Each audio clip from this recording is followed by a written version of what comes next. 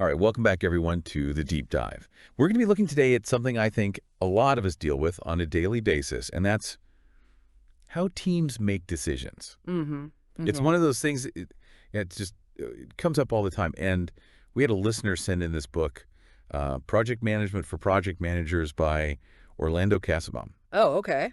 and wanted to kind of dig into, when does it really make sense to have your whole team involved in making a decision?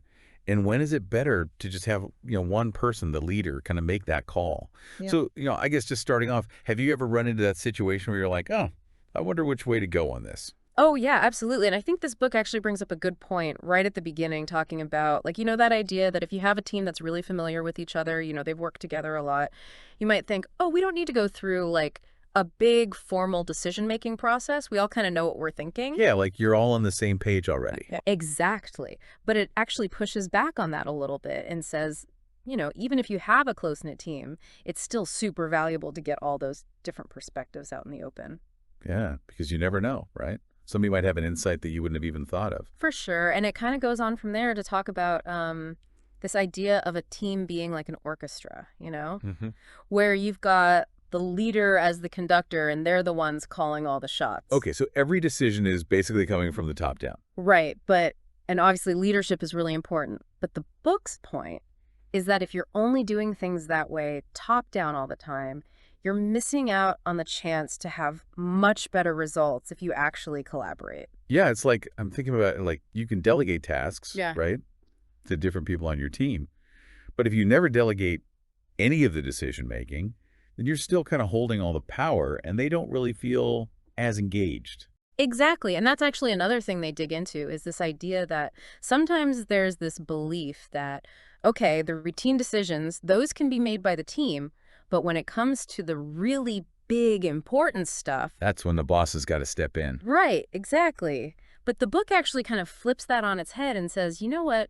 Involving the team in those big decisions can actually be even more important. Oh, interesting, because you get more brain power on it, more Yeah. people thinking through the problem. Yeah, and it mentions that, when you're tackling something really complex, Mhm. different people are going to bring different pieces to the puzzle, right? Different Mhm. perspectives, different experiences. So it's like almost like instead of just one person's view, Yeah. you've got this whole kind of 360 view of the problem. Exactly. And another really interesting thing the book points out is that, yeah, it might take more time up front to make a decision as a team. Right, because you got to get everyone together, talk it through. Exactly. But that time that you invest up front, it actually ends up paying off later because everyone's more bought in. They feel a sense of ownership over the decision. Oh, so it's not just about making the decision quickly. It's about making a decision that the team is actually going to be committed to. Exactly. It's an investment in the long run, And Yeah. that kind of leads into another point, which is that when you have that diversity of thought, you end up with more like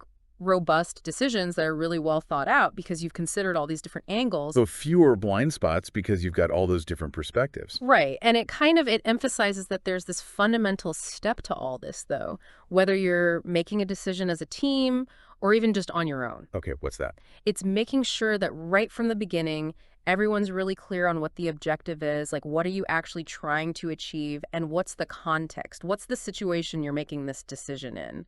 Because without that shared understanding, Even the best team can get off track. exactly. So it's really about being intentional, right? From the very start.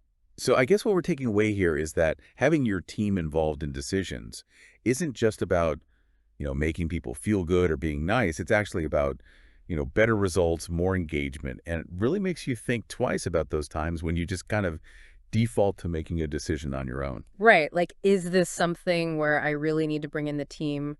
Could we get a better outcome if we tackled this together? Absolutely. Well, I think this has been a really interesting look at this whole idea of team decision making. Hmm. And, for anyone who wants to really dive deep into this and a lot of other great project management stuff, Definitely check out the book. yeah, Project Management for Project Managers by Orlando Casabon. Really good insights in there. All right. Thanks for joining us on this deep dive, and we'll see you next time.